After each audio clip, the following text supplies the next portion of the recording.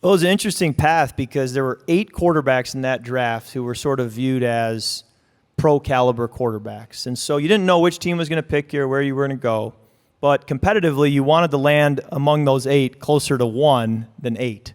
And so we were all kind of jockeying through the combine and the draft prep to be closer to 1 than 8.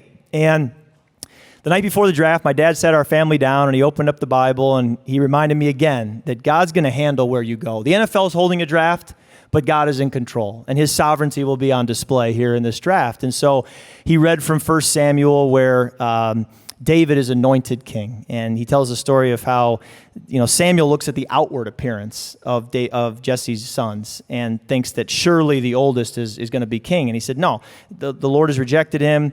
Man looks at the outward appearance, the Lord looks at the heart. And my dad told the story that, look, everybody here in this draft is looking at the outward appearance.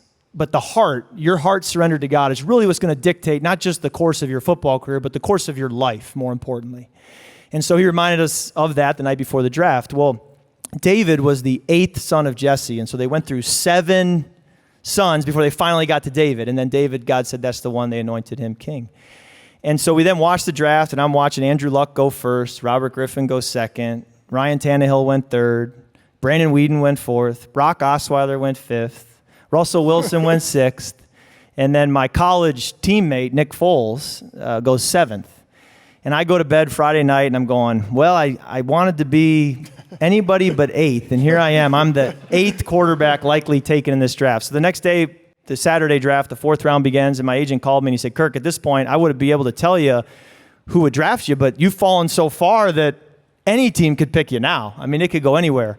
Well, sure enough, I get a call from Mike Shanahan in Washington, who I would have said of 32 teams was the 32nd team most likely to pick me. He calls me and he says, Kirk, I'm going to take you. I know we drafted a quarterback with the number 2 overall pick, but I'm going to take you as well. And I thought it was a dead end.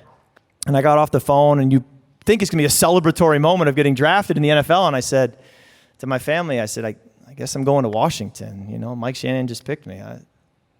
And so it was not the moment I envisioned. And then about an hour later, my dad was just kind of taking stock of things, and he said, do you know what number quarterback you were taking? I said, well, I was 8th. He said, you know what number son David was when we read the Bible last night? I said, he was the 8th son. He said, I think God's speaking to you. And he's not saying you're going to be anointed king of the NFL, okay? I think what he's saying is he's got his hand on your life. And just like with the broken ankle, he's bigger than this, and he will steer the ship, not you. And you just need to stay surrendered to him.